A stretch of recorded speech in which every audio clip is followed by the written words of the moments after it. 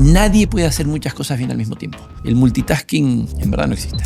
Mariano Werner, argentino radicado en Chile, con vasta experiencia en consultoría y que hizo una transición muy exitosa para convertirse en gerente general de empresas. Primero de Lemontech y actualmente de Examedi, donde nos cuenta la reestructuración que está llevando a cabo y los aprendizajes que ha tenido liderando equipos y empresas. Uno tiene que gastar lo menos posible, pero no menos de lo menos posible. ¿Qué gasto es accesorio y qué gasto es crítico? ¿Qué hace que un CEO sea exitoso? Tener la voluntad de meterte al detalle y entender y realmente como saber qué está pasando, quién es quién opera bien, quién no está operando bien, qué quiere el cliente. Disciplina, te diría disciplina. Nos vamos a poner de acuerdo. No, es una estructura piramidal. Las decisiones importantes son tuyas y no te podés correr de ahí. Eso es un buen líder. Bueno, Mariano, muchas gracias por darte el tiempo para conversar en Nación Emprendedora. Quiero agradecerle también a Juan Carlos Eijols y a Dapsis que nos prestó estas bonitas oficinas para que hagamos esta conversación. Y quería partir preguntándote por tu nuevo rol. Tú estás de CEO de Examedi. ¿Qué dirías, si pudiéramos, yo sé que es una pregunta compleja, pero en una respuesta corta, ¿qué hace que un CEO sea exitoso, crees tú? Bueno, gracias por la invitación. Feliz de estar acá y muy lindas las oficinas.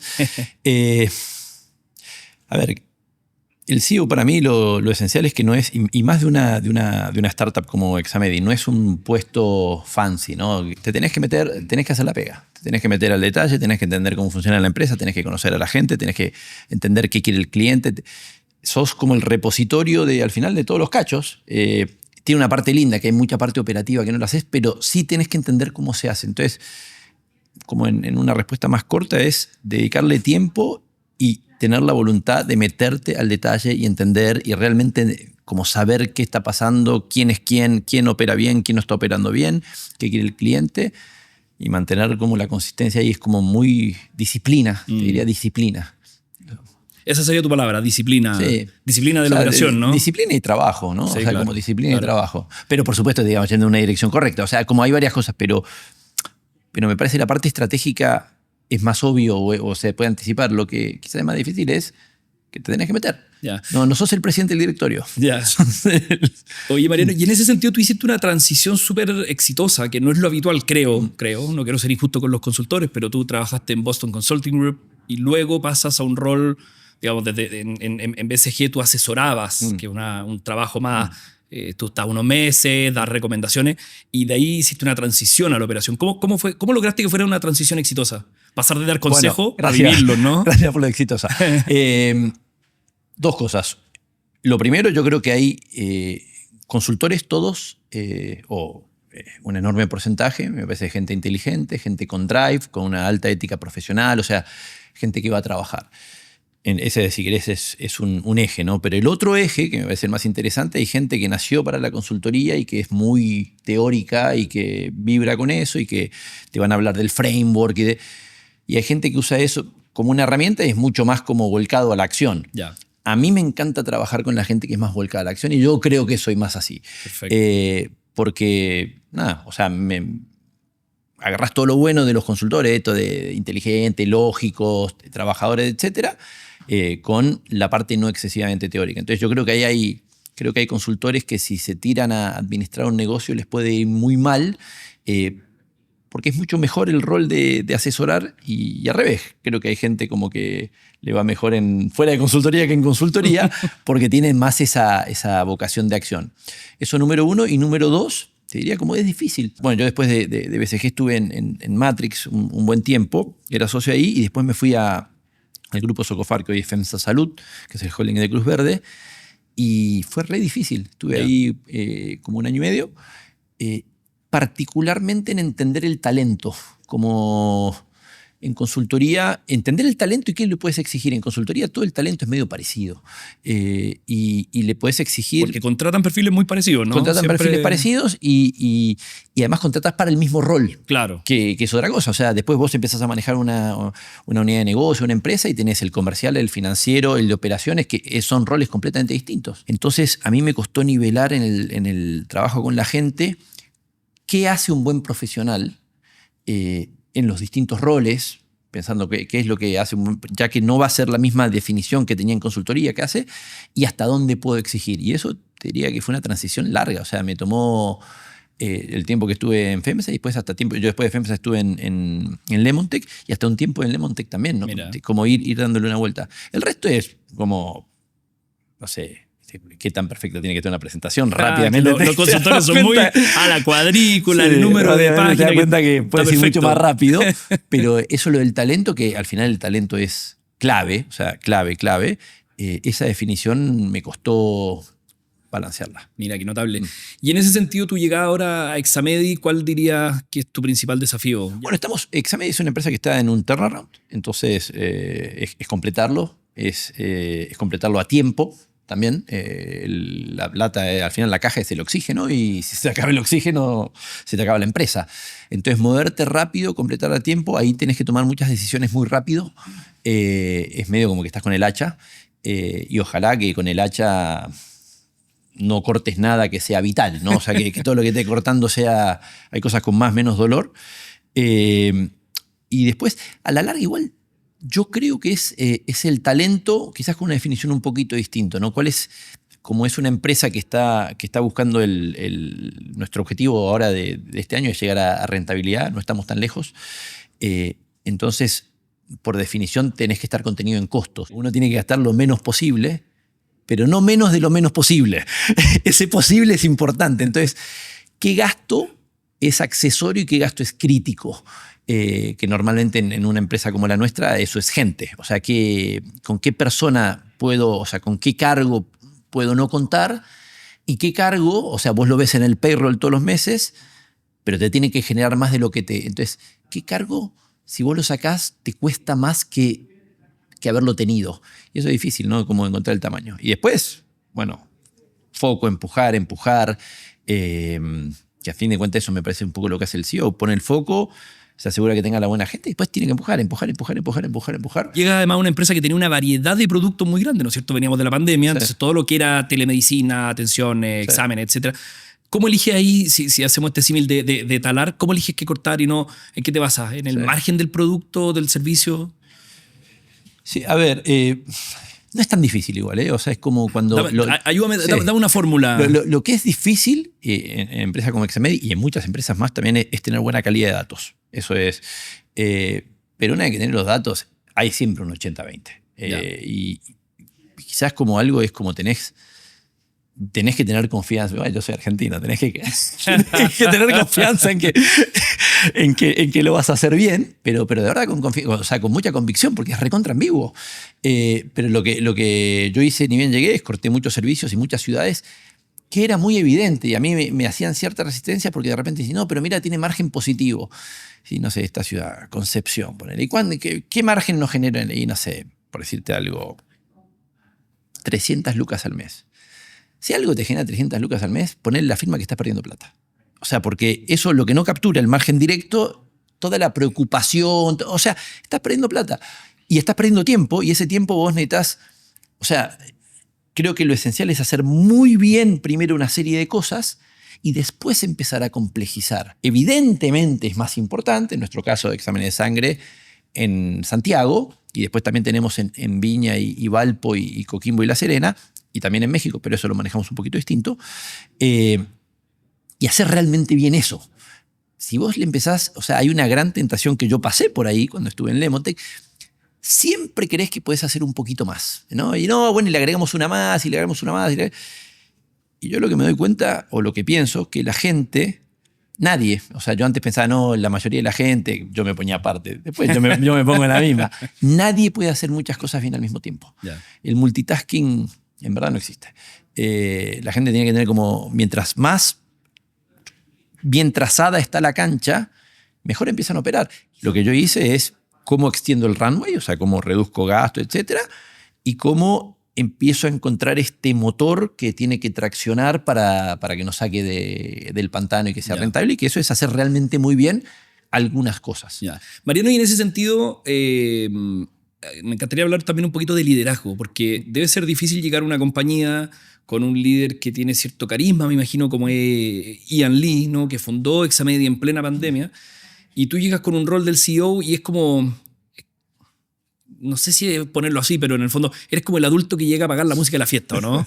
Es fome. Sí. Entonces, ¿cómo ese adulto logra integrarse, digamos, a la fiesta, logra credibilidad, logra que los equipos lo respalden? Para mí, quizás la lección más importante es que esto no es un concurso de popularidad. Y es re difícil, porque yo, y creo que todos, queremos ser queridos. Y nos encanta que nos aplaudan y que te miren y creo que los equipos se dan cuenta de eso y lo hacen. Es una moneda de cambio en el ser humano. Y no te tienen que importar. Yo lo que te decía, ¿no? Entré, es decir, tengo que extender el runway y tengo que generar este motor que funcione. Rápidamente me di cuenta que había una cultura disfuncional, entonces también tengo que corregir la cultura, porque si no tenés una cultura barra equipo, es imposible, no es difícil, es imposible. Y después fue poco por etapas. Formé un directorio porque tenía que buscarte aliados, si querés. Entonces formé un directorio, empezamos a imponer ideas, que eran los principales inversionistas, y ahí se fueron dando varios cambios. Un primer cambio es muy fácil, que es, bueno, hay que reducir gastos. Obvio, y además una empresa que está en un turnaround bien anunciado nuevo, más bien que lo primero que va a hacer es reducir gastos. Otra parte fue más sutil, que es sacar founders. Y ahí fue muy importante, te diría dos cosas, entre el apoyo del directorio y también, me acuerdo de una clase de negociaciones del MBA, que te decían, hay que anclarse como en prácticas, como te diría, en valores aceptados, ¿no? En valores aceptados en una negociación, como la justicia, la reciprocidad o lo que sea. Y en este caso yo sentí desde que llegué a unas reglas, acá vamos a trabajar, vamos a darle duro, lo primero es el futuro de la empresa y empezar a exigir, y empezar a exigir, y empezar a exigir, y empezar a exigir, y mucha gente se termina haciendo cuando les exigís y cuando los exponés. No los exponés enfrente de todo el mundo, sino cuando generás un sistema que expone solo al que está haciendo bien la pega o al que no, que creo que es una parte esencial de un buen líder, generar ese sistema. Y eso te diría, entre el apoyo del directorio más ese sistema, como y la consistencia y la presión, fue generando un cambio que a mí, de lo que hemos hecho en Examei, creo que el cambio cultural es lo más notable y lo que más me gusta y lo que más me llena de optimismo, porque creo que vamos muy bien. ¿Cuáles fueron grandes aprendizajes, éxitos y dolores, quizás? Pucha, buena. Yo estuve 4 años en Lemontec y lo separo en 2 etapas. Los primeros 2 años, la empresa no crecía mucho cuando yo me sumé, y pasó a como multiplicamos por 5 el crecimiento que tenía. Wow. Crecimos más de 30%. Diría que ahí fue la versión 1.0, aplicando cosas que eran medio de sentido común o con la experiencia de consultor, del MBA y de lo que sea, pero haciendo muchísimos errores. El principal, lo que te decía, esto de, en el fondo, querer ser querido y querer medirme en mi ego de cuánta gente empleás, por supuesto te lo digo. Los vanity metrics. Exactamente. Yeah. Con el diario del lunes lo digo, ¿no? O sea, en ese momento no lo veía así y si me hubieras preguntado no hubiera dicho esto porque no lo creía así. Esto es más como con una autocrítica. Y con el problema, entre comillas, que funcionaba, porque la empresa crecía, estaba todo bien. Pero como a la mitad me fui dando cuenta, y de eso quiero hablar un poco más, porque creo que es lo más rico, y esto es así, o sea, si vos no tenés un equipo de primera, un equipo que trabaje, si querés, para vos trabajás para el equipo, y si bien siempre hay que trabajar por el equipo y todo, pero vos terminás haciendo el trabajo del equipo. Y me pasaba que yo entraba a reuniones de marketing y tiraba las 2, 3, así en media hora, ¿no? 2, 3 ideas que me parecían bastante evidentes, y las anotaba, uy, qué bueno. Y entraba a la de personas y cultura, lo mismo. Entraba a la comercial, lo mismo.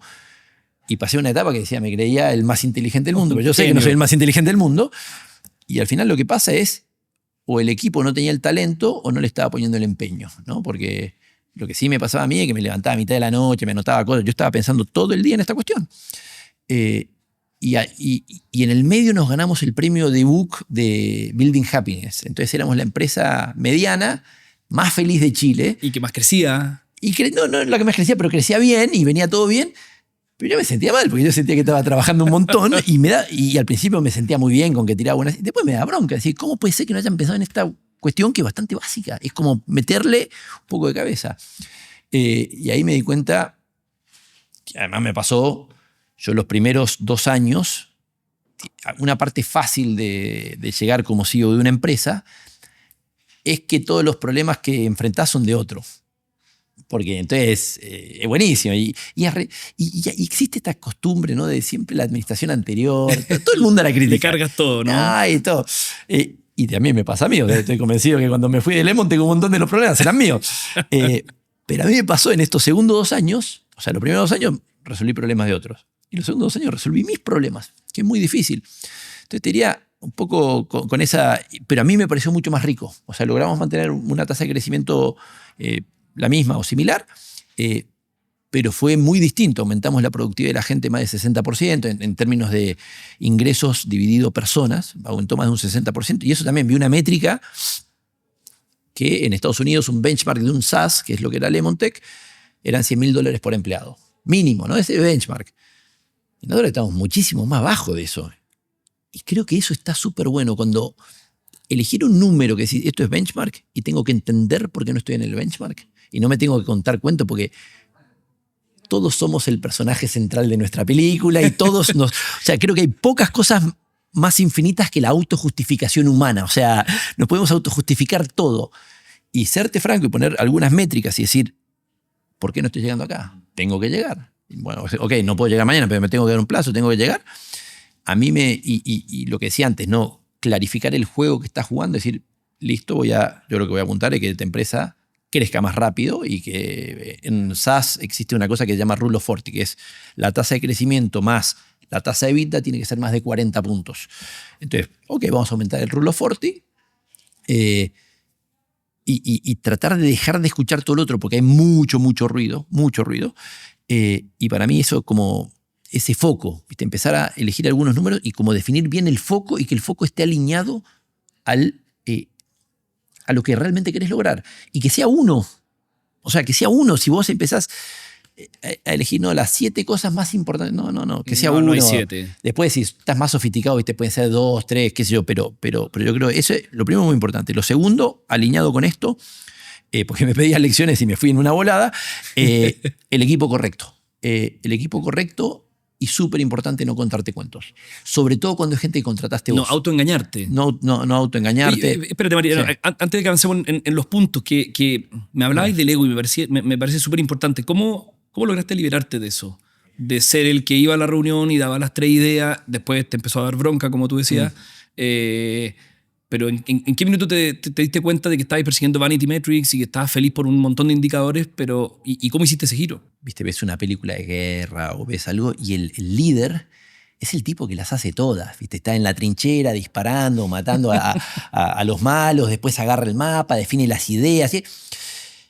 Y yo tenía un poco esa tentación. Y en algún momento de este cansancio, de esta contradicción entre empresa súper feliz y mi infelicidad, porque a fin de cuentas mi infelicidad, mis noches de poco sueño, o sea, literalmente, o sea, dormía pésimo. Me empecé a dar cuenta, al revés, que era medio caricaturesco esto, como que, ¿qué querés? ¿Viste? No sé, si vos tenés el general, ¿al general realmente lo querés peleando en la primera fila? Claro. ¿O lo querés que tome buenas decisiones? Y que acá hay un sesgo, en las películas de guerra y todo, hay un sesgo medio negativo porque valoramos mucho al valiente, el que va, el que hace la pega. Pero quizás ese haciendo la pega hace que maten a todo su regimiento versus que el otro que está en la oficina mirando y viendo por qué y poniendo presión acá. Y traté de enamorarme de ese rol, de que mi rol no era hacer todo, no era siempre tener las mejores ideas, sino que mi rol, lo esencial, era tener un muy buen equipo y que yo no lo tenía. Y entonces, bueno, lo tenía que corregir. Para mí, la parte esa como del equipo, y que fue un golpe al ego, porque somos buenos para contarnos cuentos, pero que mi rol es esencial y es notable porque yo hice consultoría, hice un MBA y leí un montón de libros. Entonces son todas cosas que ya sabía que el equipo es importante. Uno puede tropezar varias veces con la misma piedra, a pesar de que uno no quiera... Sí. Y yo decía ahí, me la paso aprendiendo cosas que ya sé. Es verdad, pero las aprendés, tipo te las tatuás, ¿viste? Está la cicatriz. Y el equipo es clave. ¿Cómo hiciste ese cambio? O sea, una vez que dices, tengo que cambiar mi rol, ¿cómo defines, no sé, cambiaste personas, cambiaste la cultura? ¿Cómo hiciste esa transición para que pasaras de ser esta caricatura a que efectivamente los equipos funcionaran? Primero me convencí yo, que es gradual, ¿no? O sea, vas viendo cosas. Y te diría que lo más difícil es la resistencia de la gente que fue exitosa bajo el otro modelo. Que te empiezan a decir que Total. estás equivocado, que está mal, que 2 más 2 es 4 y lo sabemos todo y es muy evidente. Pero en cosas que son un poquito más ambiguas. Sí, claro. Y a mí siempre me gusta escuchar al equipo y ver, y te quedas pensando y dices, ¿será que tengo razón? ¿Será que...? Es un temazo. Mira, Sí. hay una frase de Henry Kissinger que me gusta mucho porque en el fondo el tipo que fue secretario de Estado norteamericano, que reabrió las relaciones con China, o sea, le tocó un montón de cosas complejas, el tipo dice, mira, para las decisiones que son 80-20, o sea, está claro que el 80% es evidente, como dices tú, 2 más 2 es 4, hay burocracia o hay proceso, eso se toma en el curso, pero uno de los desafíos del liderazgo es que nunca o muy pocas veces te tocan a ti las decisiones 80-20. Son todas 51-49. Sí. Entonces, de ahí lo que el tipo dice es muy importante el coraje. Porque en algún minuto tú tienes que decir, ok, no tengo evidente que ese es el camino, pero lo vamos a tomar y asumo las consecuencias. Y ese es como quizás lo más difícil del liderazgo y es justo lo que tú estás diciendo, porque Sí, tal cual. me imagino que en ningún caso era, obvio, hagamos esto. Entonces, además con la resistencia del equipo... Tal cual, o sea, tal cual. O sea, para mí sí, o sea, coraje, convicción, si querés. Convicción. O sea, como el empujar cuando... Porque además las cosas, vos tomás una decisión y probablemente, sobre todo si es un sacudón, probablemente el día siguiente está peor la empresa. O sea, le baja el Claro, rendimiento. Entonces, claro. luego tenés que tener la convicción de que si persistís en ese camino, le vas a dar. Y te diría, y en ese sentido yo creo que en el fondo hay que apelar a la lógica. O sea, es como que tratar de decir, ¿por qué no? Convencerte de forma lógica y después cerrar los ojos y darle para adelante. Pero difícil, te digo, yo con mucha resistencia, hasta algunas relaciones que perdí, que también para mí fue un tremendo aprendizaje.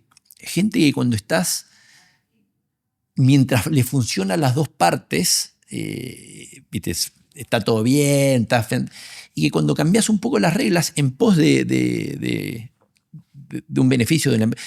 Porque yo entiendo, ¿viste? Si cambias las reglas para que Mariano se las lleve todas, entiendo que a la gente le moleste, pero cuando decís, para siempre jugamos que lo primero era la empresa, el bienestar de la empresa.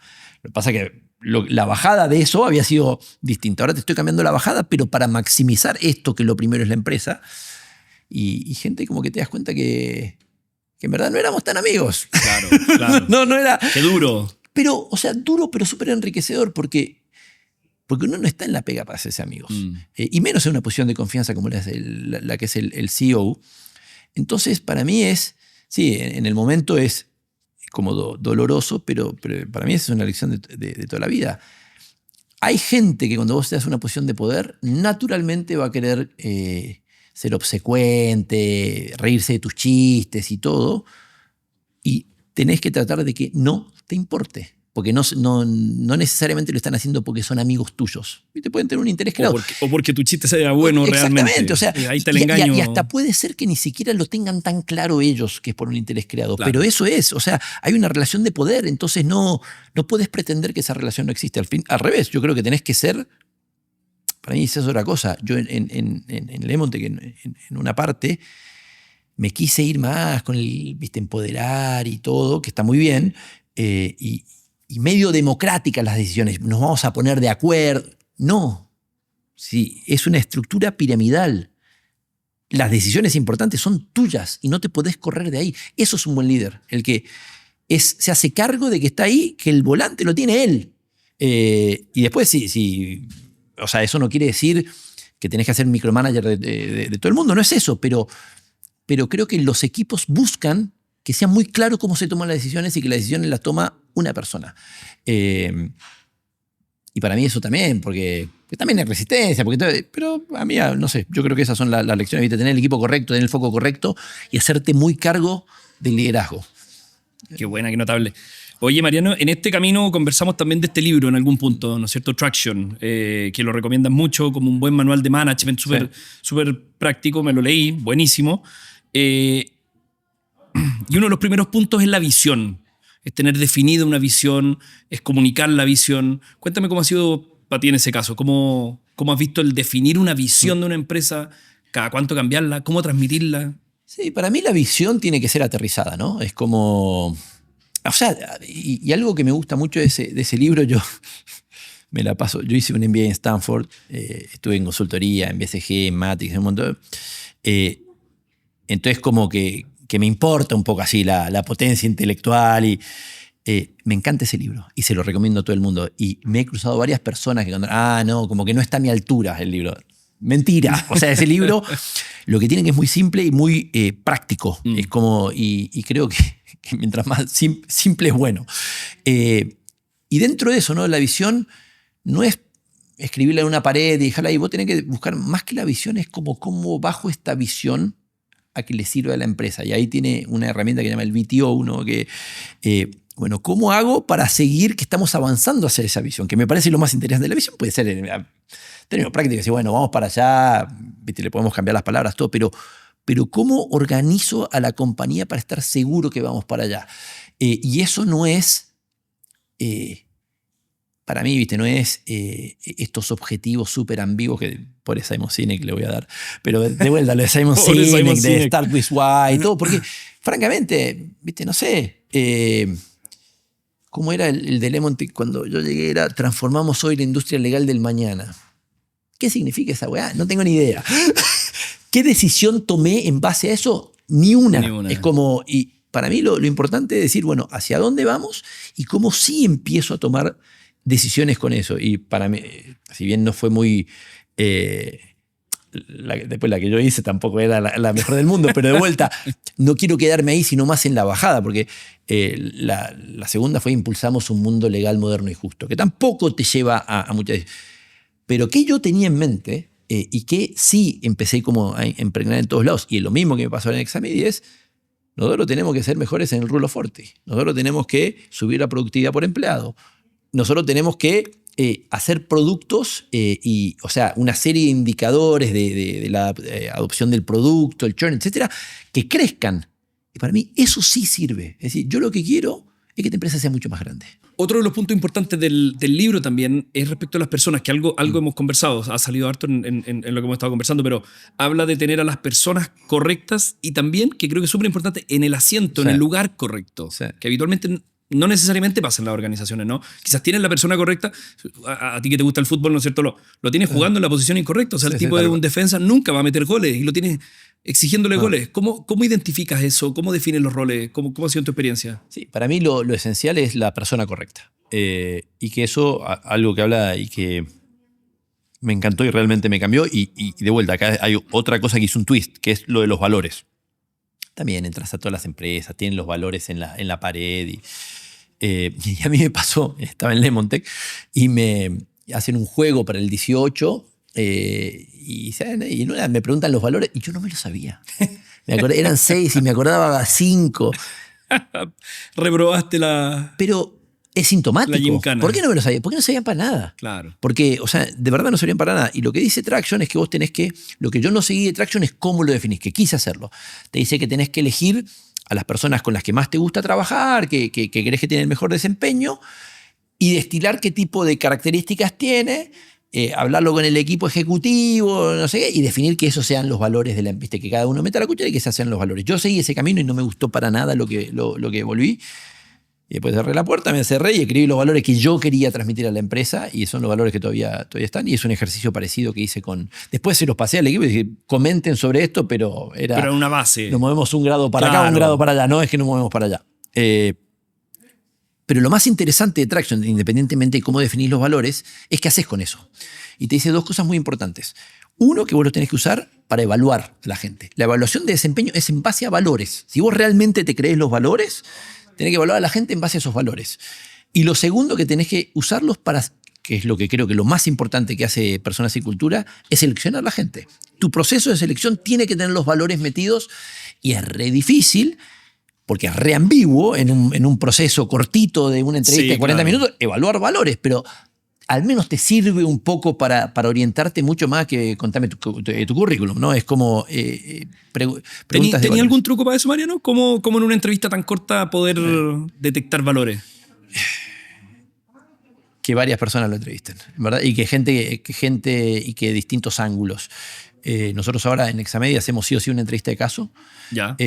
Hacemos también un examen de ingreso, que me parece clave. ¿Como lógico? Sí, un examen Ya, tipo ya. GMAT, como que me Te va a parece... llenar de consultores.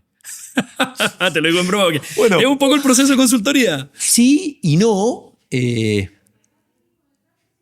Yo con la gente que conozco me doy cuenta quién es bueno y quién no y está todo bien. El tema que yo creo que soy un mal entrevistador. Creo que todos somos malos entrevistadores. Porque a mí me pasó una vez, contraté a un chico en Lemontech que terminó andando muy mal y fue una mala cosa porque lo saqué de la pega en la que andaba, vino para acá y estuvo 6 meses y lo hizo pésimo. Nosotros perdimos como un año porque entre que lo entrevistás, lo contratás, viene, lo sacás, ¿sí? Y él perdió también como un buen tiempo. Y cuando hago la crítica de qué me pasó es que argentino, futbolero, analítico. Claro, o sea, hizo fit contigo, no necesariamente Conmigo. con la empresa Claro, o la cultura. Y no creo ser un tipo tan raro. O sea, creo Sí, que esto nos pasa a muchos, ¿no? Y sobre todo como es un proceso que al menos el entrevistado tiene claro que es un proceso de venta que se está vendiendo. Me parece que muchas veces la empresa no tiene claro que es un proceso de venta recíproco que también tiene que venderle. Creo que esto aumenta las posibilidades. Entonces, yo trato de objetivizar algunas cosas. Entonces, al tipo que, o sea, haciéndome cuenta que es muy imperfecto el proceso. El tipo que ya conozco lo puedo evaluar y es mucho. Al que no conozco no tengo ningún problema de ser muy injusto y no tenerle miedo al falso negativo. Quizás era un crack, quizás me perdí a Steve Jobs, puede ser. Pero acá tiene que pasar un examen de lógica, tiene que hacer una entrevista de caso, tiene que hacer una serie de cosas. Y después, con lo de los valores, es la parte que era tu pregunta, es la parte más difícil y la más ambigua. Y no tengo mejor respuesta que tenés 3 meses de prueba. Que lo que viene. Oye, otro de los puntos del libro, la data, que también lo mencionabas, medir, ¿cómo gestionáis eso? Porque también tiene que ver con procesos, ¿no es cierto? Con hacer que el trabajo sea medible, también documentar, ¿no es cierto? Sí. ¿Cómo maneja eso? ¿Qué lecciones has tenido en ese Me camino? parece también parte de mi madurez. Yo al principio me creía que parte de... De hecho, me acuerdo habérselo dicho a un VC una vez. O sea, que si te metes demasiado en la data, ¿viste? Perdés el big picture y todo. Entonces, mentira. Te tenés que meter un montón en la data. Lo que sí es como un técnico de fútbol me decía, yo era defensor, y decía siempre, el defensor tiene un segundo menos de lo que piensa y el delantero tiene un segundo más, ¿no? Y le decía a los delanteros, no se apuren a definir, tenés un segundo más. Yo creo que con la data tenés un segundo más. O sea, vos podés entrar y que no esté la data, es improbable que tomes una decisión que... O sea, son muy pocas las decisiones que quieran una empresa, son muy, muy pocas. Y esas creo que son más grandes. Entonces, tenés tiempo para construir una buena data, ¿no? Pero tenés que construirla. Y para mí eso es como de cualquier líder. Lo primero que tiene que hacer, lo primero es cómo funciona este negocio, y esto tiene que ser tipo una ecuación, ¿no? Es esto, más esto, más esto, por esto da el resultado que quiero, lo tenés que tratar de volcar a esto. Y tenés que empezar a ver, bueno, ¿cómo hago para meterle data a esto, a esto, a esto y al por esto? O sea, y tenés que, nosotros lo que hacemos, y que también es un consejo de Traction, todos los lunes nos juntamos y revisamos. Traction dice que son 10 indicadores, nosotros revisamos más, revisamos como 20. Con todo el equipo de Examedi, que son los indicadores que si andan bien, la empresa anda bien. No siempre están buenos los indicadores, a veces están malos, pero eso te lleva inmediatamente a enfocarte en eso. Y además le empieza a meter a la gente como el chip de que ese es el indicador que tienen que mover. Y son indicadores que son bastante evidentes. Y uno en las empresas ve de todo. O sea, hay indicadores muy gruesos que muchas veces no se ven. Entonces, para mí, lo primero es tener no solo la data, sino qué data. O sea, es como tratar de pensar como si... O sea, lo que yo quiero lograr tiene que ser una función. Tratar de pensarlo como una función. Entonces, ¿cuáles son los componentes de esa función? Tener buenos datos y darle tiempo. Hay un montón de veces que por sistemas todo el dato no está... Dale tiempo. Pero creo que con caminar hacia la data y tener clara la función, las cosas que tienen que estar bien. Pero creo que nos cuesta mucho desvincular personas de los trabajos, ¿no es cierto? De repente uno ve los desafíos, ve los errores, ve que esa persona ni siquiera está desarrollada, ni siquiera... Entonces, no sé cómo ha sido tu experiencia en eso, si has sido más radical, si das más oportunidades, ¿cómo ha funcionado en eso? Porque también tiene un costo en cuanto a tiempo, más allá del sueldo, de las remuneraciones, pero en cuanto a tiempo de cambiar la visión de la empresa que estás tratando de cambiar. Que si te puedes dar el lujo de construir un equipo realmente extraordinario, deberías hacerlo. Deberías hacerlo porque nunca me arrepentí de echar a una persona. me ha costado más, cada vez me cuesta menos, obviamente, porque uno va ganando más práctica. Creo que un manager se gradúa de manager cuando echa a su primer persona. Pero... Rambo, te veo en el personaje, ¿no? No, es broma. Pero de verdad, porque... No, es que estoy contigo. Estás ahí para eso. Es un gran costo. Estás ahí para eso. Sí. Como... No, devuelvo dato, no estás ahí para un concurso de popularidad, no estás ahí. Te puede dar lástima la persona específica, pero pucha, si no está esa persona específica, puede haber otro en la calle. Es como. Entonces, y de verdad, y desafío a la gente que tenga experiencia echando, si alguna vez se arrepintieron de echar a una persona. De lo que más me he arrepentido de no haberlos echado antes. Y soy un tipo que tiene corazón y me importa, pero de vuelta, si tu primer responsabilidad es con los accionistas, es con el equipo que está, el equipo talentoso, eso es lo otro. O sea, si vos tenés 5 personas, hay 3 que hacen la pega y 2 que no, si vos no sacás a los 2 que no están haciendo la pega, sos súper injusto con los 3 que están haciendo, porque la van a hacer ellos. Claro. O porque si no el rendimiento va a ser peor que el que ellos merecen. No, me he radicalizado con la meritocracia, pero a full. Me encanta. Oye, Mariano, ¿cómo organizáis tu semana? Me estoy yendo quizá algo súper práctico, pero también dentro de esos roles de definir la visión, de aterrizarla, compartirla con el equipo, gestionar personas, etcétera. Hay una pega que son los procesos, ¿no? Entonces, no sé si tenías una rutina súper definida. Sí, cuéntame un poco de eso. Y me parece que también como líderes, si al final la cuestión es medio aburrida, o no sé si aburrida, es medio repetitiva. ¿No? Sí, tendré. Para mí todos los lunes partimos igual, con una reunión de equipo donde revisamos, la reunión es siempre igual, revisamos los indicadores y después el Traction habla de poner rocas. Todos tenemos como rocas, que es como lo que hay que lograr, una especie de OKR, pero entendible. Qué bueno que lo diga, porque los OKR han estado tan de moda y son más complejos que es mucho más simple. Esto es lo que hay que lograr y que lo que dice ahí Wickman es que él encuentra que la gente tiene un span de como de 3 meses y creo que puede tener razón. Y después, otra cosa que dice Traction habla de everybody has a number, ¿no? Entonces, ¿cuál es el número más importante que tenés que lograr, el indicador más importante que tenés que lograr en el trimestre? Te das la lata de, al final del trimestre, definirlo, cosa que al principio del siguiente trimestre, todos los lunes lo vamos revisando. ¿Y cómo venís con esto? ¿Crees que vas a llegar? ¿No vas a llegar? ¿Qué necesitas? Perfecto. Y después ponemos como tareas, revisamos las tareas semanales. ¿Qué dijiste que ibas a hacer esta semana? ¿Lo hiciste? ¿No lo hiciste? ¿Por qué? ¿Qué vamos a hacer la semana siguiente? Entonces eso te da como un buen pulso de la organización y a todos, ¿no? Estamos como todos un poco en la misma. ¿Qué tan abierto eres en eso? Porque ese es otro de los temas, como la transparencia en la organización. Habitualmente las startups son más transparentes, sí. Las metas son a la vista, todos saben qué está pasando. ¿Funciona así? Sí. Ya, sí. Ya. O sea, esta reunión de coordinación de los lunes es para todo el equipo. Sí, hay algunos chicos de ingeniería que no vienen, pero porque pueden no venir y medio por el perfil no les interesa tanto, pero para mí es algo que mientras más gente venga, mejor. Somos un equipo chico igual. Y creo que en los equipos de alto desempeño esa transparencia es súper buena. Se complica más cuando no están todas en la misma sintonía. Entonces yo me parece que en la medida que el equipo se la pueda, habría que hacerlo. Porque además hablábamos antes, expone a los que no están a la altura. Pero eso, bueno, los lunes. Y después tengo reuniones con todos mis reportes, tengo reuniones o individuales o grupales, y ahí la función esencial es empujar, ¿no? Empujar y accountability. A ver cómo está y ver cómo puedes ayudar. O sea, si sos una rueda de auxilio. Pero ¿qué vamos a hacer? ¿Cómo viene? Siempre partís revisando indicadores, que es in God we trust. Everybody else bring data. Revisas indicadores y después empezás a ver. O sea, y siempre como los to-dos son medio qué indicador tenés que cambiar y qué vas a hacer para cambiarlo. Y no hay un solo cambio dramático que decís, che, esta semana pasó de acá a acá.